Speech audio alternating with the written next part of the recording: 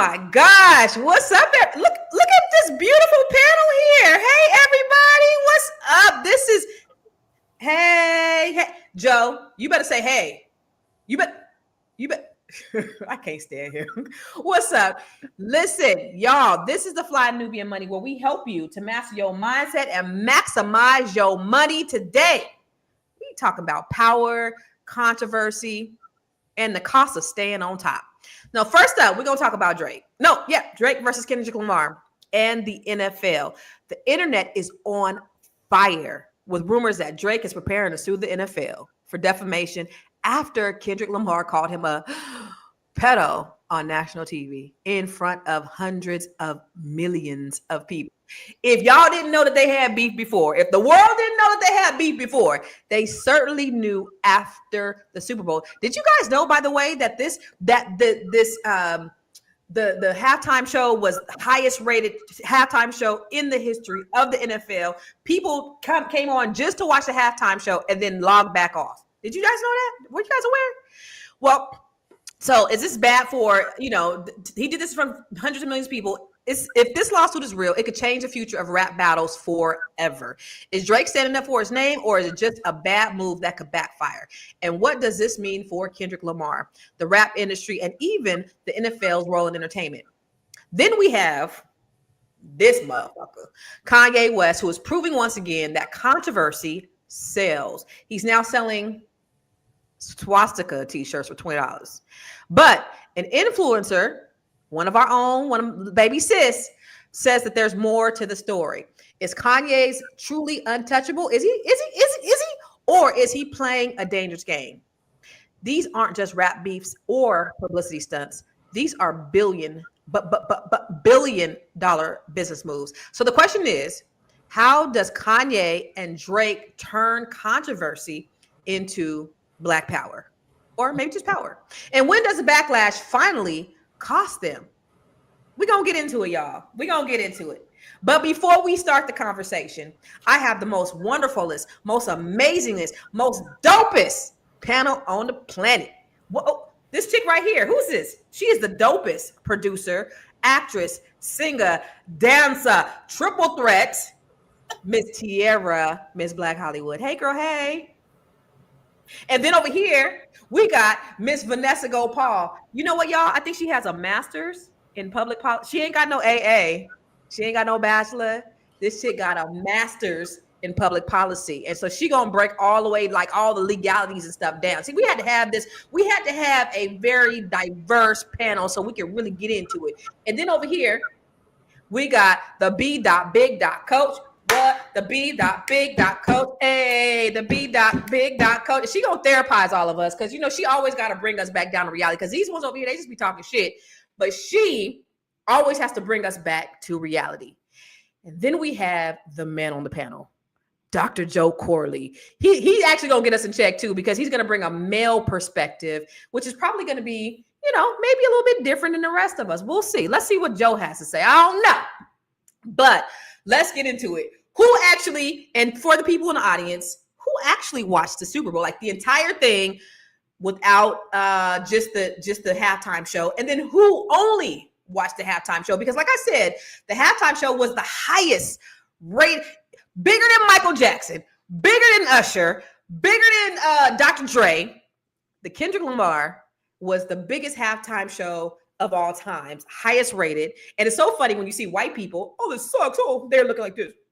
And then black people, where I was at, it was like, so it was totally different experiences. But who watched the halftime show and who actually watched the whole entire Super Bowl? Dr. Joe, let's start with you. I went back later because everybody was talking about the halftime show, and I watched it. But I didn't watch the halftime show. I didn't watch the Super Bowl at all. It's very well known. I took a knee with Cap. Facts. We the only two sitting on the knee, Joe. Go ahead. I'm sorry. Ain't got back up yet, so we ain't got back up. Okay? Your knee still on business, huh, Tierra? Did you watch it live or what you do? I did not. I'm still, like Joe said, I'm still. I know black people forgot because we just got. We forget. But I ain't forgot. I ain't forgot to take this knee. So I'm. Like Joe said, I'm still kneeling. And when I heard that the NFL was taking in racism off their end zone, it just made me even further be like, Yeah. I'm not watching that. And Donald Trump was going to be there. I didn't like it. But So I you was missed like, I'm all not the watching it. things. You missed Donald Trump getting booed. So like, Ooh, did he? Oh, yeah, but y'all gonna tell me today. Y'all gonna tell me what yes, happened. So it's cool. I didn't yes. have to watch it, but I did check out the Super. I did go back and watch the Super Bowl halftime show on YouTube. Okay, so you didn't watch it live. Okay, what about you, Vanessa? Did you watch it? Did you watch the entire Super Bowl, or was you standing on knee business? I was honestly just waiting for the halftime show, and I wanted Philly to win because I like their black quarterback with his Me beautiful too. The black all black, all black, all wings, black. right, Yeah. right. So I like Philly in there, but yeah, I mean, Philly was stomping out KC, and it got kind of boring. So after the halftime show, I tuned out, but I was definitely there for the halftime show, and thoroughly enjoyed it. Kendrick did his thing, West Coast, West Coast. Yes. All right. All right, B dot big dot coach. Did you watch it live or did you watch the replay? I watched it live. I watched the whole thing because I wanted, being from New York, I wanted Philadelphia to win. I'm a huge supporter of Jalen Hurts. It was time for the Kansas City Chiefs to kind Oh of my God. sit it down. So I was so happy, like just to be able to support and see it all the way through because Kansas City has a way of always coming back. So you really couldn't get bored with it because they have a history of being able to come at the end and change things up, but they didn't, and that was good. And so I watched all of it, and that You a was football fan? I'm I'm not gonna say anything, but yeah, I like football, and that was the highest rated NFL show too. Like that was the highest rated Super Bowl period. Like 126 million people tuned in. So it was just highly rated overall, and it probably had a lot to do with Kendrick Lamar. Yeah. Well, I watched it live. I went to a little shindig, but I just went for the men. So I'm gonna just keep it real. And I watched it because I was watching. I needed Kansas City to lose because they keep beating out my Niners. Like no, so I was ready, and I have a friend who I couldn't take another KC win. So I was definitely going for it. Now let me ask you a second question. This is part 2 of the question.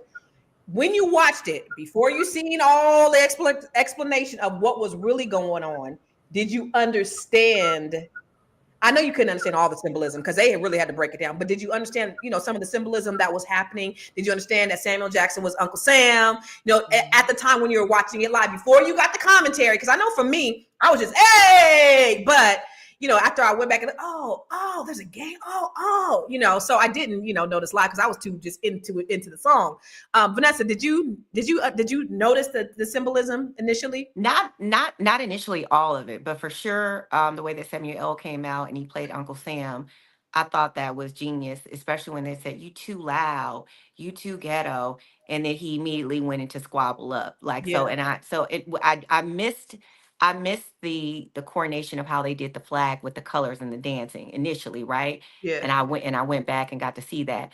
But I definitely knew once we saw Samuel L. and he was saying that, I was like, oh, he about to send a message. And he opened it up with saying, "You picked the right time, but the wrong guy," letting you know off top, I'm not going at gunpoint. So, I mean, I love Kendrick. Tierra knows Kendrick can do no wrong in my eyes. So, yeah, I loved all of it and the breakdown. But no, initially, not everything. I didn't pick up everything because I was like you, Constance. I was bopping and getting it in and I was having sea fun. walking over there. I had to Yeah, represent the West. So, yeah. I was showing out, I was doing all the things. What about you, Felice? Did you notice the symbolism? I noticed the red, white, and blue, and all the black people in the red. So I noticed the flag. I did notice Uncle Sam. I noticed Serena Williams. So I noticed those obvious ones. But when I went on the internet and I saw people breaking it down, like the games that they had, I didn't get that piece. So because they didn't show the camera at that angle. Like I didn't see the camera at that angle really, but maybe I was just they did like you saw like the games and different things and the different pockets that they were in, and he's absolutely right. And then my daughter, she was breaking it down even further for me. Like she went back into the history, and like when she shared that, really he should have left Kendrick Lamar alone. She was like, he was asleep, spending time with his God. And he should have left him alone. That's what he should have done. So when she gave me the history, like it just really was like, you know, when you know the history of everything, and when you saw how people were breaking it down, when you realize his genius, that he probably is savant or something, like, like it's just brilliance to see that brilliance, and that's what people missed. Like they got all caught up, but they missed the brilliance of this man. Yeah, that's the thing I love. And then I'm going to ask you two who went back and seeing, did you guys get the cheat code and you guys kind of, got the answers to the question, or did you know what it was? But we're going to talk about it when we come back from commercial. Woo! It's a good show right here. But I'm biased. If you are just tuning in, you are watching Fly Nubian Money, where we help you master your mindset and maximize your money. My name is Tiara Williams. I'm also known as Miss Black Hollywood, and I'm the proud producer of this show because it is lit. If you want to receive notifications for when we go live Monday through Friday, 1 to 2 p.m. Eastern Standard Time. All you have to do is text the word Queens to 87948. That's Queens to 87948. That's QUEENS to 87948. Also, if you want to grow your money and not blow your money, all you have to do is go to flynubianmoney.com. There's all kinds of resources, there's courses, there's free giveaways. There's just no reason to be broke in 2025. All you have to do is go to flynubianmoney.com. Obviously, you don't want to be entertained here. You want to know enough to grow. Wait, I need to put that on a shirt. You got to know to grow. Got to know to grow. So know and grow with flynubianmoney.com. Who said my sis didn't have bars? Who said my sis didn't have bars? You got to know to grow. Flynubianmoney.com. All right, so the two of you, did y'all get the cheat code, or did you like just go in like real, like virgin, like the rest of us? I'll start with you, Tiara. Me. No, I was virgin. I didn't, Lauren was like, oh, we gotta watch it, Mom. We gotta watch it. I said, okay, because she is the biggest Kendrick fan. So we watched it together, and well, actually, she had already seen it, so she was like, you need to see it. So I just was watching, and I was like, I mean, and then I kind of was like everybody else, like if you're expecting, I didn't see all the angles, I couldn't see the controllers. All I saw was him with the mic, and I was like, I got Samuel, and I got there was just dancers. I was just like, okay, yeah. Right. I get it. But when you said it was what he was saying, like the revolution is about to be televised, basically, and all of the things, right? So I caught some of those things, but I also know that Kendrick also takes the moment to make it a moment. Like that's just who he is in his artistry. Then we went back and watched him at the Grammy. He's always going to make a statement. So I knew that there was a statement being made, even though I was watching it like from one angle. Again, it was just I didn't see the controller. Right? Yeah. And, and then Sony owns the controllers. All the things. It was like, okay, I see what's going on. All right. Yeah. So it was like, okay, I don't know anybody who sat there and was in the moment watching the Super Bowl who actually like, oh yeah, I know he talking about, I think everybody had to really analyze. But Joe, did you get the cheat code when you ended up going back and watching? I didn't know all that stuff was going on. So I went back and watched it, I think like right after the Super Bowl. So all those cheat codes and all that stuff hadn't really got onto the internet yet. So, and I really wasn't going to watch it at all until I heard Serena was out there. So I was like, okay, Serena's out there, I'm going to go watch it. That's really all I saw. I didn't get nothing else. I mean, to be honest, I'm not the hugest Kendrick fan anyway. So I don't never really be understanding. I guess, I look around, I'd be like, well, I guess I'm just not smart enough to get it. Cause I don't always get it, but I'm gonna go back and look at one of those broken down posts on Instagram and see if I can get all the symbolism involved. I mean, if it's important, but I'm not looking for it. I'll be honest with you. Let me ask you this. Oh, go ahead. Go ahead. No, I was gonna say you have to have a certain appetite for Kendrick Lamar all the time. You got to be in the mood for Kendrick. I don't know, Vanessa don't, but when I'm listening, so I understand. Sometimes I got to be in the mood to be like, okay, I'm gonna do Kendrick Lamar. My daughter does not. She be like, anytime. Mine But too. but I understand. I initially, I'm not gonna lie, y'all. I said, now if this would have been Drake got more like singy hits, because in my mind I'm thinking that's what the Super Bowl is about. The Like entertainment. commercial, the yes, and the commercial hits. And I was like, does Kendrick have that? Like, Yeah. I mean, outside of like They Not Like Us, but Yeah. he showed me that it doesn't matter, because as long as A minor is a thing, people going A to minor. Now let me I ask you this, because there's so many things I want to ask you. But let me ask you this, because people was up in arms about Cash Money and Lil Wayne, and for me, and I was like, who wants to see Lil Wayne on the Super Bowl? And he was crying that he wasn't on. The Super Bowl has never been about, like, just because it's in New Orleans, like we got to have New Orleans. They had Harry Connick Jr. That's all y'all New Orleans. That's all y'all needed. Let us see she really from New York. That's all y'all did. But like they act like it's not a rap concert. Just because it's in New Orleans, it doesn't mean you have to have like. Did you guys feel some kind of way by them not having Lil Wayne on there, Vanessa? Did you think that they should have?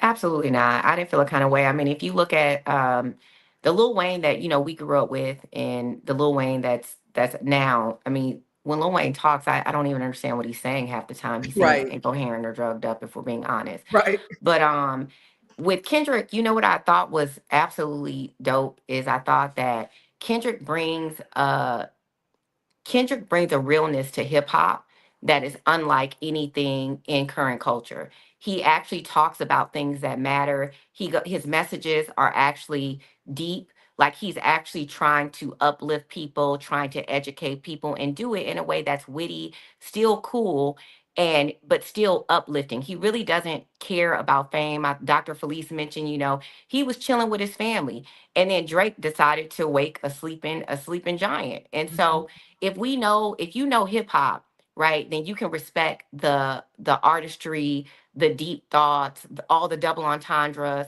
Like this man is genius. So I think that when I'm looking at the Super Bowl and he's so black, right? So when I see Unapologetically, baby, unapologetically unapologetically. black, Yeah. like he's not looking to be stamped by white people or none of that. He's like, this is who I am. This is what you get. You know who I'm for. I'm unapologetic about it. And I really love that about the whole TDE camp, if I'm being honest. But I just feel like the Super Bowl, it was such a great moment when you go back and you dissect it from Serena C walking, because it's like y'all always trying to tell us how to behave, how loud we are, what to look like, what we can and can't do. And you see the game of America. That's what the game of America is. So like I think he brought that, and anybody that looks at that and dissects that, can take that away. That like, listen, we gonna do us. At the end of the day, there's one specific place in there when I went back and watched where I saw a group of black men. It was like the Bay Area kind of like vibe, and Kendrick was in front of them. And then if you hear him, he's like, Uncle Sam's getting mad at him, and he's like, deduct one life. And that's literally how they do it. It's like, oh, it's a group of black men just hanging out. How can we break this up? How can we Gotta go back kill and look one at of that. them? Girl, listen. Yeah. Whoa, okay. Let me go Yeah. back. Go ahead. Yeah, I love that. So I could go. He knows. Listen, I'm with intelligent hip hop. I'm with Kendrick. I that. don't like can this we also watered down. mention, and can I also mention that, Vanessa spent some time working in the music industry and toured with Kendrick and them. So she has an extra layer Okay. of love for Yeah, Kendrick so nobody Lamar. knew, and that's So she didn't actually good mention that. context. She didn't say that. She spent months and months What? and months on tour with SZA That's and good Kendrick. context to have. Yeah. What makes it is because this all he did was read. So you got these hip hop artists that coming out. You don't understand what they saying. They off lean. This man don't smoke, don't drink. All he does is read. Like he is so respectful of hip hop and rap culture that anyone, in my opinion, that don't like him, you just don't like hip hop.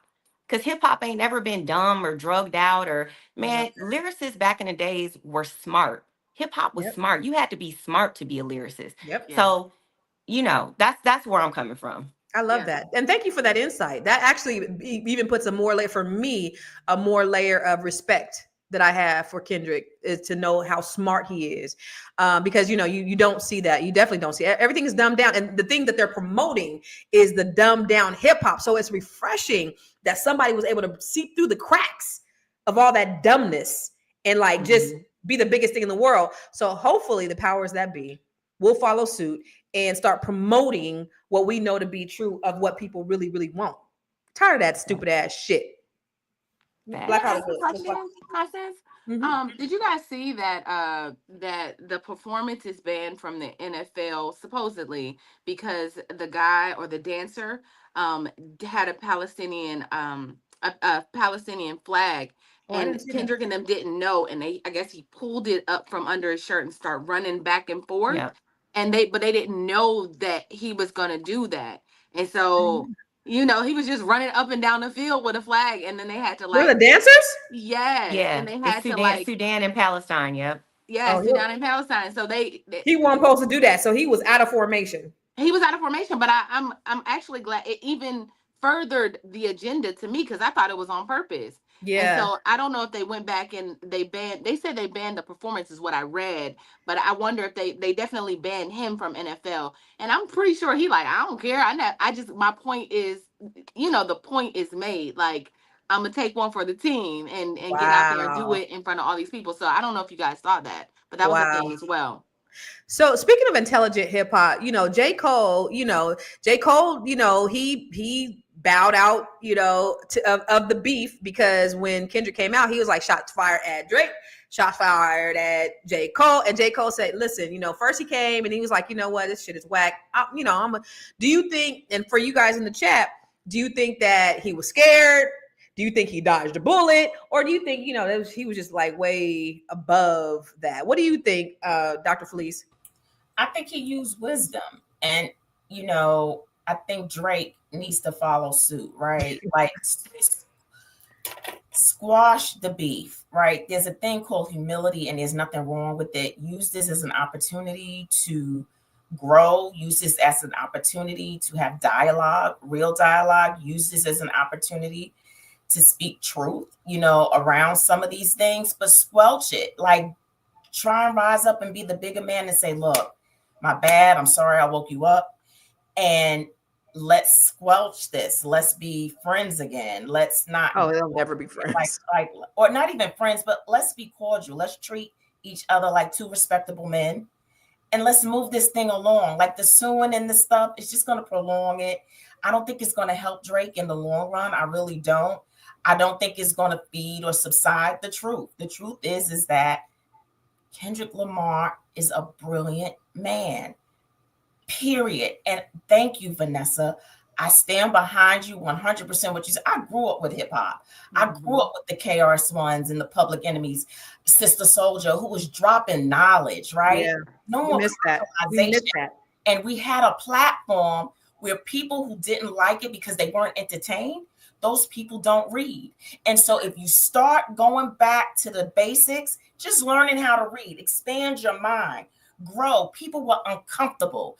And I said, I did a post this morning saying, let's lean into the discomfort and see what that means, right? You felt uncomfortable for a reason, and why? Why were you uncomfortable? And it has something to say about you, not Kendrick. And so if people can just kind of step aside and just really dissect the bigger meaning, like, he wasn't even trying to cast shade. He was just trying to educate. And he used this platform that we don't normally get to educate people about the plight, that what's going on in America, because if it affects us, it affects everybody. And so you just can't come from us, because when you come for us, you wind up paying, right? When you come for us and you put drugs in our community, who winds up becoming the addicts? So when you come for us, you come for the whole thing. And so he wasn't just educating. He was literally making a statement saying, if you want to save America, get educated. So, I love that. Oh my gosh. So girl, listen, you always can bring us back. And I think it's interesting. We about to go to break, but I do think it's interesting that Kendrick has always been brilliant, just like you said, right, Vanessa? And what got him this much notoriety was a rap beef. But he took this opportunity with this rap beef that just went crazy to really get in there, because they ain't promoting positive rap. They're not promoting intelligence, but to really get in there. Oh, fooled ya. And now we got a message. I love that shit. Let's go to commercial. I know you're busy. You got things to do, and you can't take us on the go with you every single day. Good news for you. We are now on Spotify. So if you can't watch us, now you can listen to us on Spotify. Search Fly Nubian Money, and all the episodes shall appear. All you have to do is like, subscribe, leave a 5-star rating, leave some comments, tell people how you love us so that when other people come along and are looking for a great show to watch, they can find Fly Nubian Money too. One last thing, and just in case you've been sitting under a rock, Fly Nubian Money now has an investment club. We are the Fly Nubian Money Club. It's easy. All you have to do is go to flynubianmoneyclub.com, and I am committed to bringing in top experts from all industries to help you level up. They're teaching us the skills that we need to compete in this market.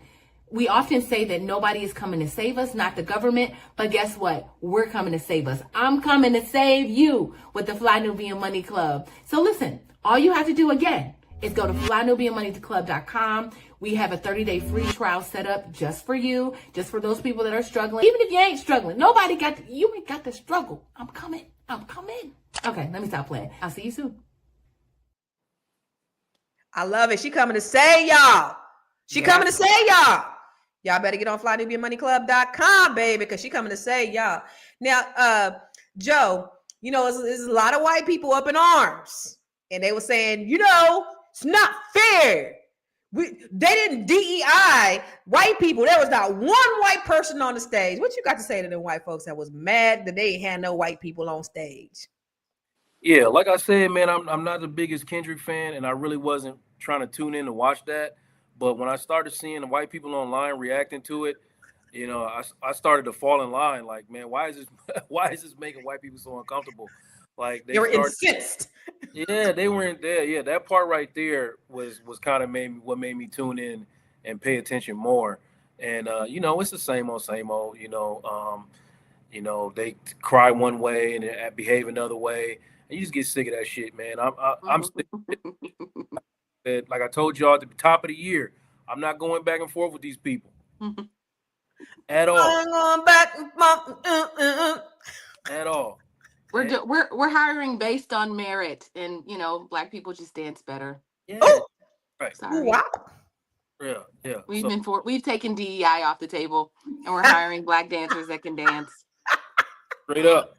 I loved every merit bit of that. based. I loved it. Hey, really quick. I want you to do something. Say Drake. I heard you like him. Let me just see that real quick. Say Drake. Say Drake. I hear you like I'm young. I never go to sell Black One to any. You know wait, what's the meme that could come out of that? You know how they be saying memes every time I'm gonna play this. What's the meme that could go with that, man? Oh my God. Okay. So you know what? My baby sis, I love her to. Oh no, this is not that one. Okay, let's do the breakdown. No, we got a breakdown of the Not Like Us, right? We got a breakdown of the NFL video that we can watch real quick. No, we don't got no video for this segment. Okay, all right, we ain't got no video for this segment. Okay, my bad. All right, so really quick. Didn't we already watch it? No, we didn't watch no video. We got an NFL video, don't we?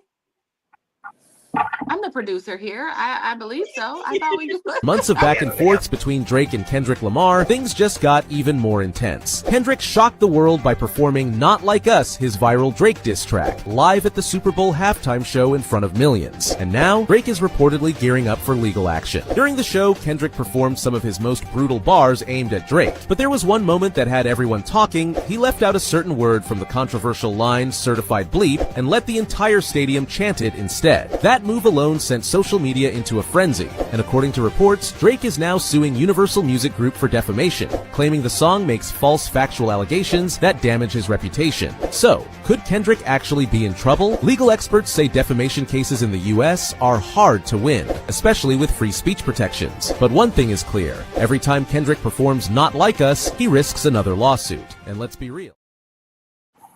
Let me ask you a question, Joe. What is a false factual, a factual false? What is that? That sounds like a positive negative. My degrees are in I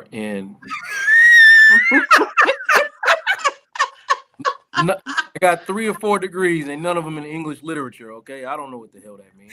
But I do. Okay, but here's the question for Joe, right? So like, because I think there is something to say about I'm not mad at Drake for suing anybody, because I feel like being on a platform where somebody is telling hundreds of millions of people that you are a pedophile and not having any evidence for real. Like, that wasn't the text message or DM that was sent does not signify that this man was. And I see why he's upset. That's not something that I would have wanted to happen. If it was me, I would sue everybody. Everybody, it wouldn't even matter. So my question for you is, like, in this situation, is it okay for, I mean, is this just a beef, or is it okay that they can say things like this and, and be falsely accused in public like this? Is this Good defamation? question.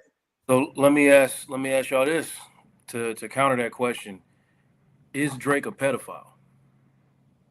Is he a certified pedophile? We don't know. We don't know. Yeah.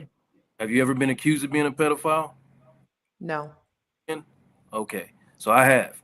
So I can tell you I don't like that. I don't respect that. If you don't have the evidence to prove or back that up, I don't respect that. That's just me. I mean, maybe that's coming from a personal place, but going on like all these platforms and the biggest platform in the world and calling this man a pedophile and not knowing, and we don't know for sure if he is one.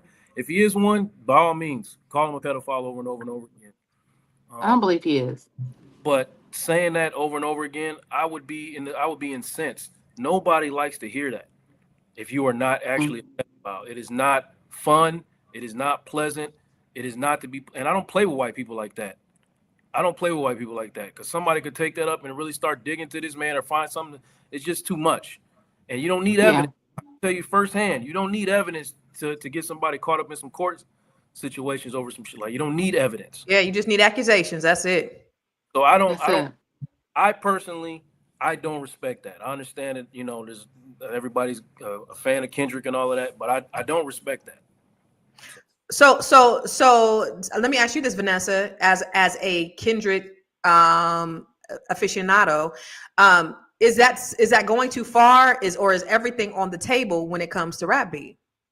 I feel like, rap is notorious for, when you look at, battling, rap can get gritty, right? It's notorious for rap battling. So I feel like when you look at Drake saying, oh, the father of your children is your manager, or he's talking about this man's wife and his family. And, I feel like it was going blow for blow. So, if it was a situation where we didn't have several songs going back and forth, but Drake talk hella shit about Kendrick. So I just feel like you kind of open yourself up when you just look at rap battles, right? Even when Drake was battling with Meek Mills, he said stuff that wasn't true.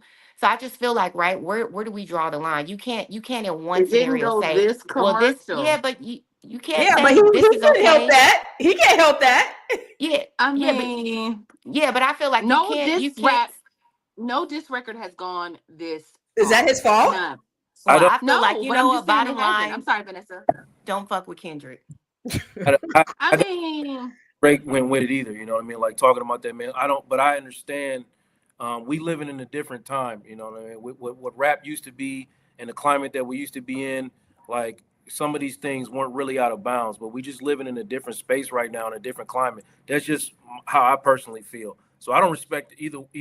Honestly, if you ask me my opinion, I'm taking J. Cole over both of them. But but I just don't respect neither one, the way neither one of these guys is moving. I definitely don't respect how Drake is responding to it. I don't appreciate that at all. The whole thing. Yeah, because he also said Kendrick was a domestic, like he was domestic committing domestic violence. He said some things that could have, if his wife was like, okay, we're done. You know, he talked about him cheating. He talked about domestic violence, about his kids ain't his. So I just feel like it got very personal. He just had the bigger hit. Like, yeah. What do you do? Is it his fault because he got a bigger hit? Yeah, when it went viral, it went crazy. When it went viral, it went crazy, and I think that changes the game a little bit. Because it's like a rap beef is one thing. The rap battles, underground rap. I'm a fan of all of that, like battle rap and all the things, right?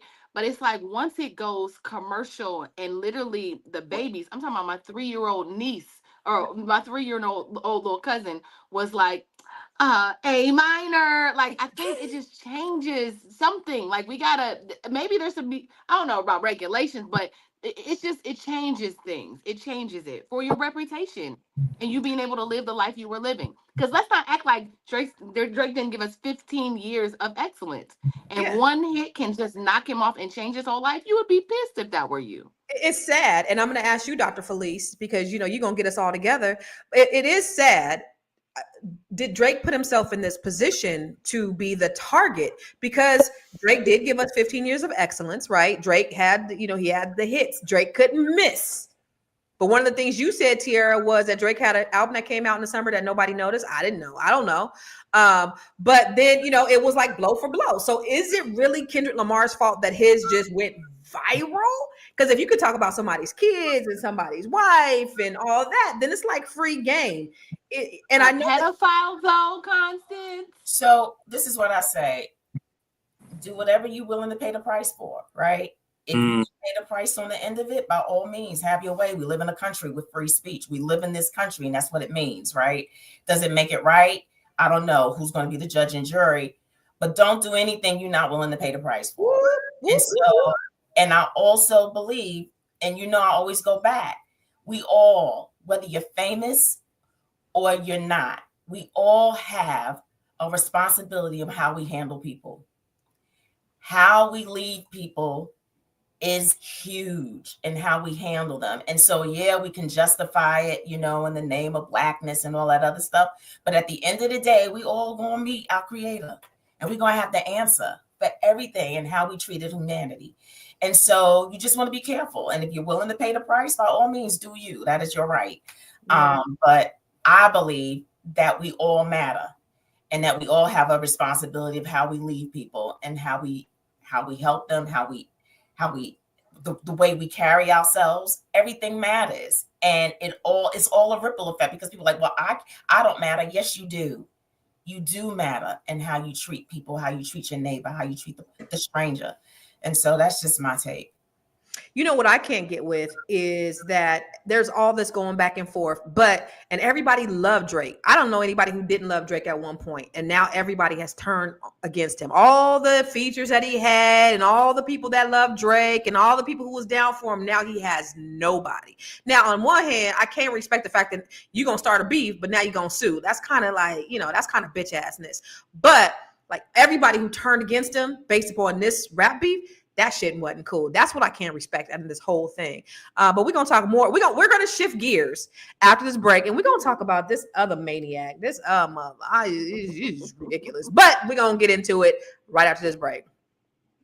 Hey, it's Dr. Sonia Javette, brand your brilliance coach and monetization strategist. I am partnering with the Fly Nubian Money Club to help you turn your natural gifts into big business. I help my clients build 6- and 7-figure businesses by branding their brilliance. That thing that comes easy to you, the thing that you can do with your eyes closed, that thing, that's your brilliance. And now it's your turn. Join me on February 22nd at 10 o'clock a.m. and I'll walk you through strategies that can change your life and business forever. Don't miss this opportunity to brand your brilliance. I'll see you in class. That's my dog. I am so proud and I'm so happy to know such amazingly wonderful people. This one over here just knocked it out the park with sales. Then you had Athena, and then you had me, and then you had like it's just going down. I wonder who's next. This is some good shit. You guys better get on Fly Nubian Money Club, because she said she's trying to help y'all. She's trying to help y'all. She said, I'm trying to save y'all. So make sure you go to flynubianmoneyclub.com so you can get all this game, so you can get saved. Like E40 said, I want to be saved. All right, let's shift gears, y'all. There's this goddamn fool out here he's a billionaire, billionaire, but he out here acting a goddamn fool on these internets. And I know for me personally, like I like the first day he started coming out with all this really weird shit, I was reading that first and I was like, this is just too overwhelming. Let me stop. I cannot spend another moment. But what's happening is Kanye West is now selling swastika shirts. So let me ask you, Felice, when you saw that this when you saw this guy was selling swastika shirts, what was your first thought? Another case for shock value. Like, so everything he does is about the shock, you know. And I think that's Kanye's way of staying somewhat relevant and in the game. And so, what better way than to have your wife come out naked, or to, you know, have a swastika shirt, right? So I think it's all about the shock value. And I think that if we ignore him, a lot of this stuff will stop. Like, but we give him, you know, we give into and we lean into the shock, like, but just ignore it. But, you know, hopefully there is a greater meaning behind this. I don't know what it could possibly be. But I do know that I think that Kanye is probably too isolated. I think he needs to come out and fellowship more with people. No, because I think that he's so far removed from people that he's able to stay in his own little shell and make up and conjure up these things that might not be healthy for him. And so I think that he needs to be talking to someone. I think he needs to be opening up to a professional and, you know, help him to change his course, because I think that some of this stuff he doesn't realize how it lands on people and how hurtful it could be, and probably triggering to people. So that bothers me if he doesn't care about that piece. Okay. So I think you said for shock value, I think he's in outer space. What do you say, Vanessa? I mean, with Kanye, you know, I mean, I feel like he has all these things in his head. It's like Jekyll and Hyde and whoever else is up in there, and you never know who you're going to get. And so he has a substantial amount of money. He has all these different things going on in his head. Huh? Voices. Yeah, voices. Yeah, you right. Whoever they are, right? They might whoever the voice is.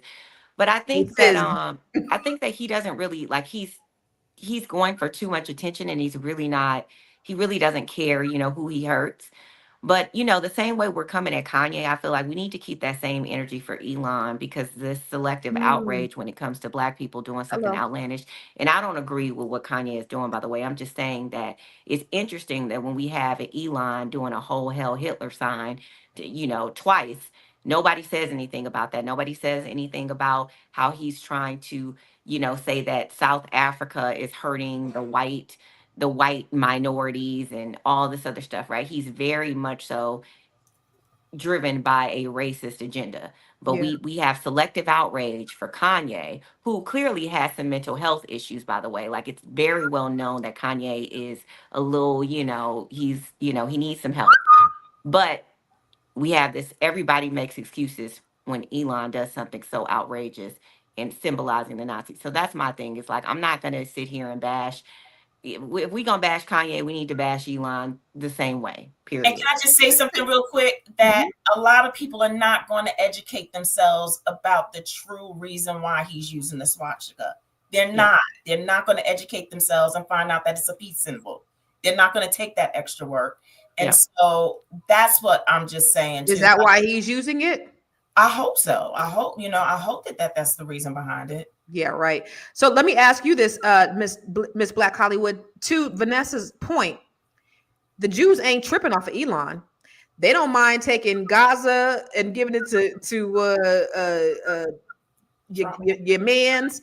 Elon did a whole Hitler salute and nothing. The Jews said, no, I haven't heard anything from the Jews at all. I've not heard nothing from the Jews. But the moment that Kanye did this, now he's getting dropped. What say you, Miss Black Hollywood? Yeah, I think it's I don't know if it's selective outrage. I think we just, you know, at this point, there's so much power that Elon has, right? We can't pick on Elon. Where are we going to take him when yesterday he was literally in a press conference speaking for the president, literally speaking for the president. So at this point, I don't know what we can do to cancel Elon Musk, because he has a whole, what did they call him yesterday? A musketeer, him and his musketeers. What can we do at this point? Like, we're outraged. We've been outraged since it happened, but we've been talking, right? We've been talking about it literally all the time.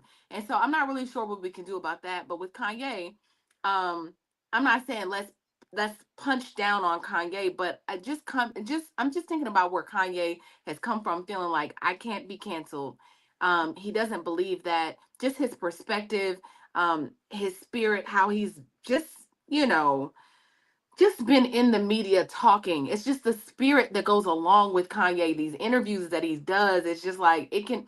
I don't know. I just think that he's fallen really far from where he used to be. Where it used to be like he used to advocate for the Black community, and I just don't feel like old Kanye would have done this.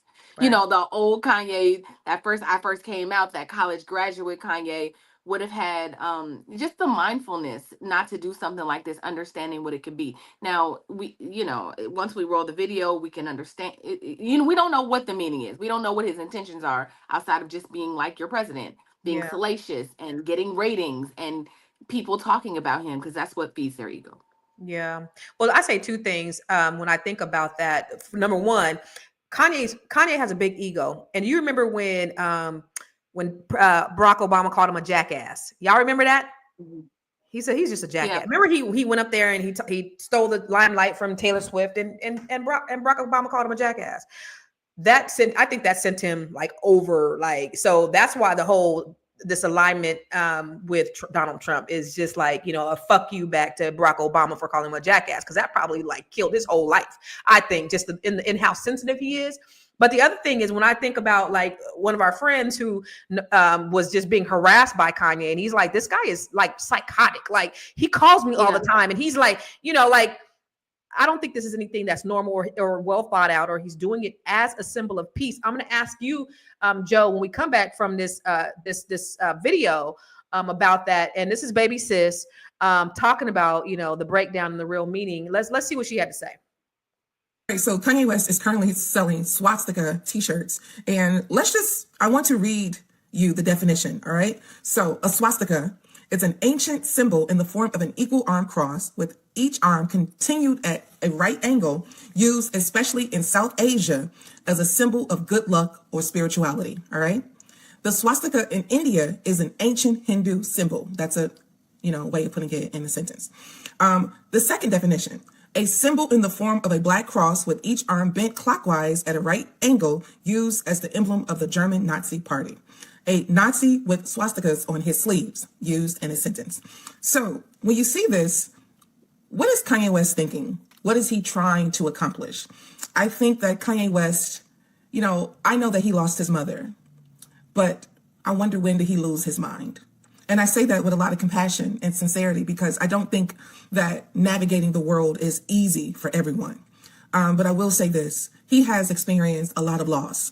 He experienced the loss of his mother. He also experienced the loss of his brother, Jay-Z. He experienced the loss of Kim Kardashian.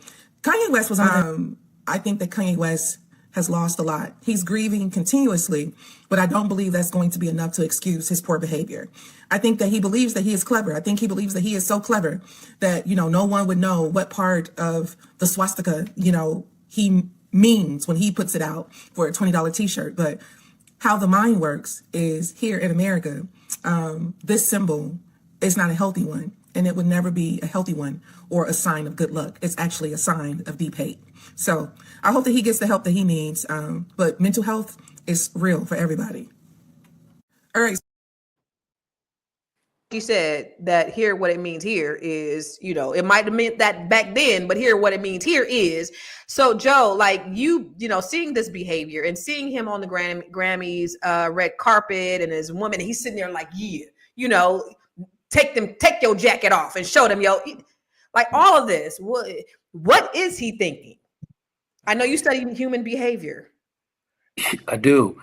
And I agree with everything Madam President said about, she kind of extended some grace to him compassionately. And, but I remember the first time I heard College Dropout, and like I almost teared up. I was thinking to myself, like, wow, like hip hop will never be the same. Like, it's really, there's a savior coming. And he was spitting all that realness over those soul beats. And then all these years later, I'm looking at this man, and I can't help but to feel anything but disappointment. So I'm not in on anything Kanye's doing. I don't pay it any attention. He doesn't, he serves himself. He doesn't serve me. He doesn't serve any purpose to my community, other than to, uplift himself and antagonize people, from what I can tell.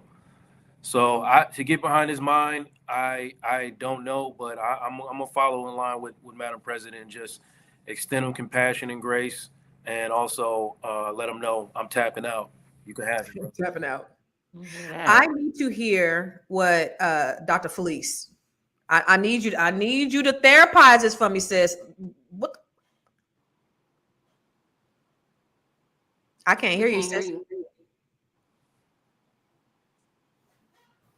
There's some possible narcissistic traits laced in this. And I think a lot of ego.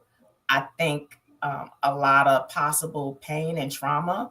I think it's all different layers with Kanye. I think he's a complicated individual.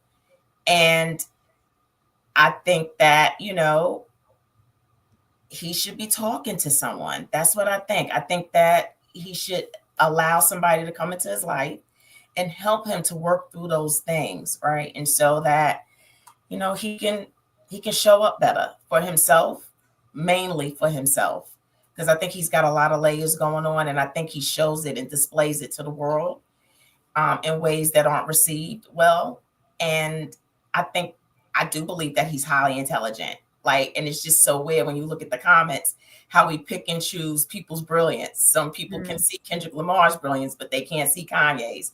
Some people can see and recognize Kanye's brilliance, but they can't see Kendrick's. So it's just, it's just interesting how. I guess it depends on where you're sitting, right? But both these men are Black men and they're brilliant. They really are. If you take away all the stuff, they are brilliant Black men, which speaks to who we are as a people, and that we're complicated individuals who have the ability to reach these great heights, and the power that we hold and the messaging and what we share. And so that, if we can get back to that, if we can get back to our original state and the power that we have and the creativity and the innovation and the things that we bring to society as a whole, I think that's where we need to concentrate on. Okay. So let me ask you this. Thank you for that. Let me ask you this, Ms. Black Hollywood. Joe said, when I heard it, I thought, man, we got a savior in hip hop. And to see this man be a totally different person than who he was back then. And I know you've had personal interaction with him and his mom and all this. Is this a different human being than what you witnessed when his mother was alive? Well, I didn't meet Kanye when his mother was alive. I just kind of was in sharing the same space, but I did get to meet Dr. West. And I met her at a woman's event when I first moved to Hollywood. And she was like a warm cup of your favorite whatever, like a warm cup of soup, coffee, whatever your favorite thing is. She was that. I loved her voice. I wanted her to be my mama in that moment. I was like, damn, I get it, right? Yeah. And immediately after she passed away, I was concerned because I just remember my interaction and me falling in love with her in that moment. Here's Kanye, who's had her all his life. Yeah. And then, just to watch Genius. He did have a 4-part documentary on Netflix that was called Genius. And when I tell you to watch the days of Kanye and his mother moving to New York and her being in the car with him trying to sell beats out of the car, him just trying to make it is really inspirational. That's where that genius that Dr. Felice is talking about that comes in. You get to see the whole play. And then at some point you see the shift. You see him becoming much more narcissistic, him becoming much more full of himself, him rambling. There was parts of it where literally the producer was like, I just had to cut because he started to ramble later on. And you just saw you saw a change, a shift in who he was. And so, I know that something mentally happened. It was a mental break because after his mom passed away, there was no grieving. He just went right back on tour. He just continued to go. And when you don't take care of yourself in those moments, I think you pay. You pay tremendously. You don't stop and say, okay, I gotta figure it out. For me, I think it catches up with you. And I don't know if he's ever stopped, y'all. And this is something, and maybe the therapist on the panel can say, when you never stop, when you don't even know how to stop, literally somebody got to take you to the 3rd floor for you to stop. What happens when you don't stop? You just become a version of what Kanye West is, being around people who will just be like, that's just Kanye. Yeah. What happens? You know what, man, before I get to that, and we got to get out of here, but I I heard somebody say like Kanye West he was like that balloon that had helium in it, and he would just kind of go, and his mom would have that string, and she would be that person to just kind of pull him back. Yeah. But now the person pulling the string back down is gone. So now he's just, but Vanessa, I do want to ask you, so you love brilliance, and Dr. Flea said these are both genius black men. These are both brilliant black men. And you was able to, dissect and break down Kendrick. What is the meaning of this for Kanye? Because you have that, that forethought about, what does all this really mean? What is Kanye doing? I mean, with Kanye, I do agree that he is brilliant. I think that the way that his mind thinks and the way that he moves musically and as a business entrepreneur, I think that he's brilliant, right? He's so creative.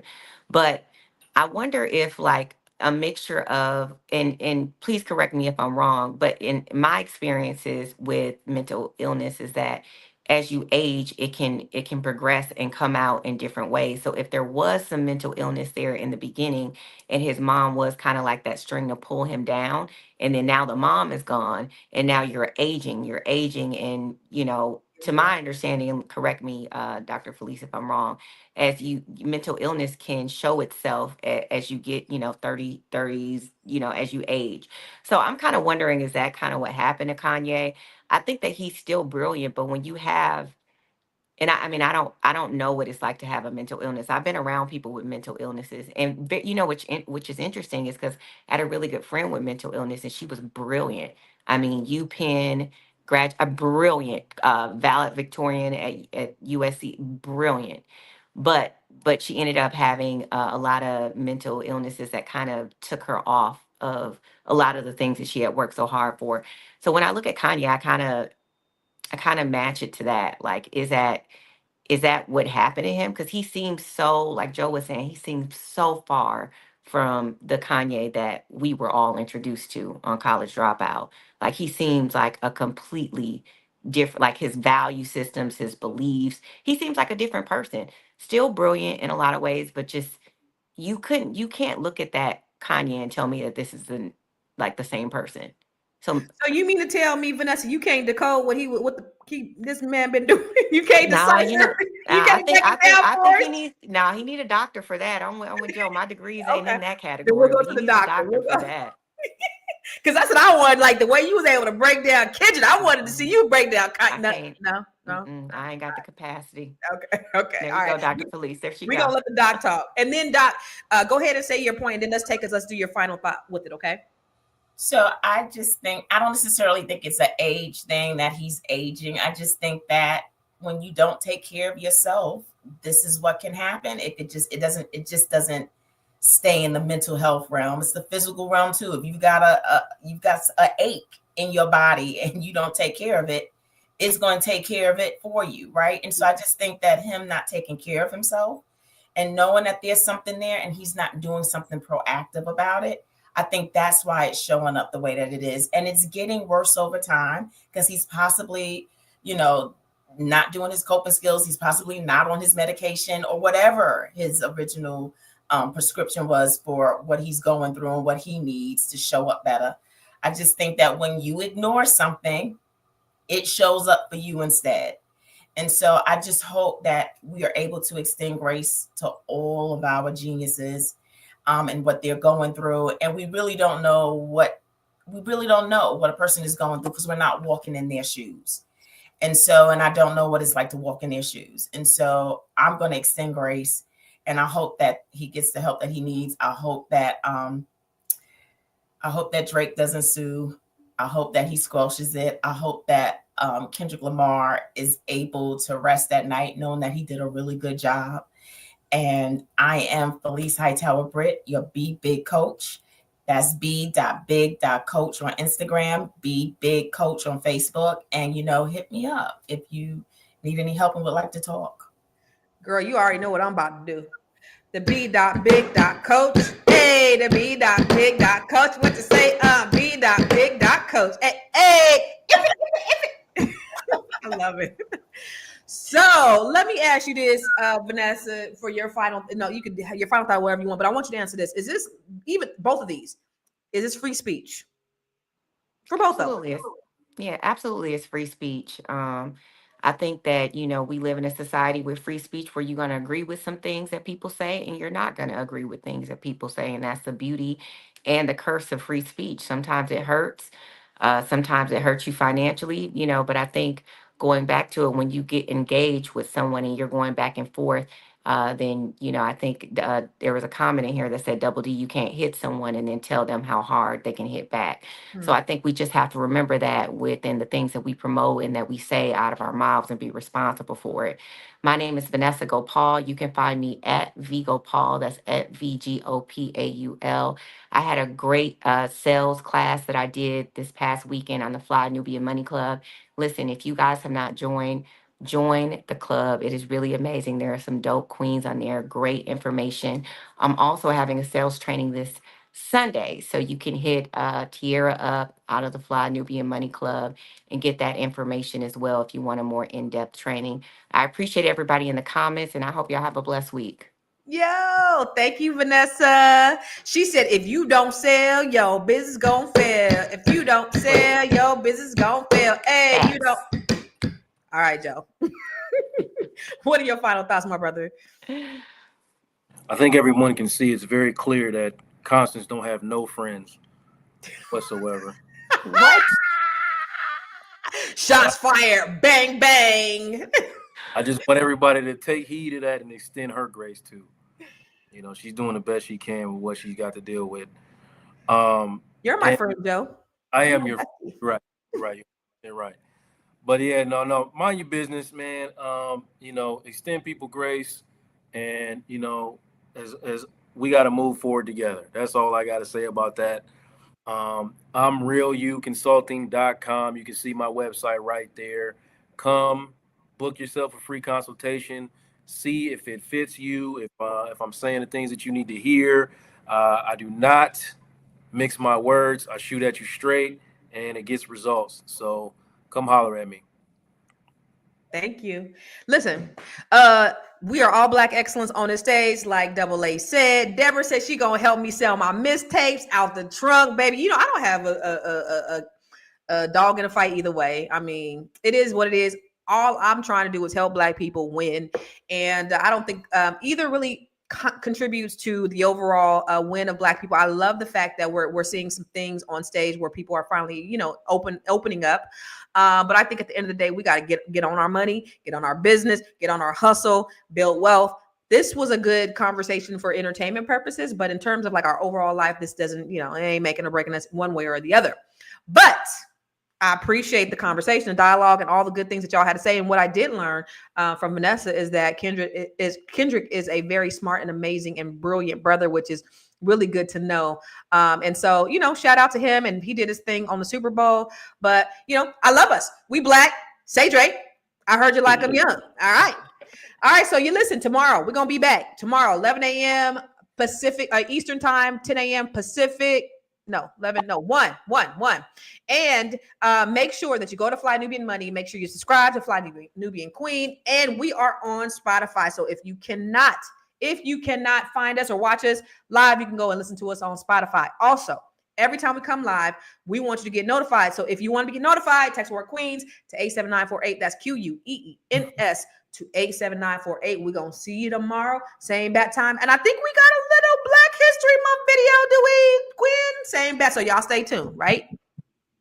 The term Uncle Tom is often misunderstood, but the real Uncle Tom, Josiah Henson, was a remarkable hero. Born into slavery in Maryland in 1789, Henson endured severe abuse, but became a preacher, leader, and abolitionist. He worked tirelessly to help enslaved people escape to freedom. Henson's autobiography inspired Harriet Beecher Stowe's Uncle Tom's Cabin, but his legacy was distorted. Unlike the negative connotation of the term, Henson's life was marked by courage and resilience. After saving money to buy his freedom, he was betrayed by his master and nearly sold. In 1830, Henson escaped to Canada with his family, where he founded the Dawn Settlement, a safe community and school for freed slaves. Henson traveled internationally, raising funds and awareness for abolition, meeting Queen Victoria and President Lincoln. He died in 1883 at 93, leaving behind a legacy of faith, courage, and advocacy for freedom.